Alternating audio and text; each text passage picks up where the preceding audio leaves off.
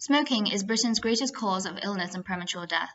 More than 100,000 people die each year from diseases caused by smoking. If you're pregnant, many chemicals will pass on to your baby to give higher risk of miscarriage, stillbirths, and premature labor. Have you ever wanted to stop smoking? Quitting allows you to live longer and more actively with a lowered risk of disease. The effects are apparent within days. If you've considered quitting, your local pharmacy is a great place to seek advice. The pharmacy will provide one-to-one support and even refer you to specialist services if needed.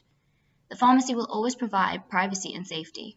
Your pharmacy can also direct you to counseling if you're struggling by yourself. On some occasions, your pharmacist may supply you with nicotine replacement therapy. Nicotine is a highly addictive substance found in cigarettes. Withdrawal symptoms from nicotine are what lead to failed quit attempts. It's available in many forms and you're sure to find one that suits you. Visit your local pharmacy for more information today.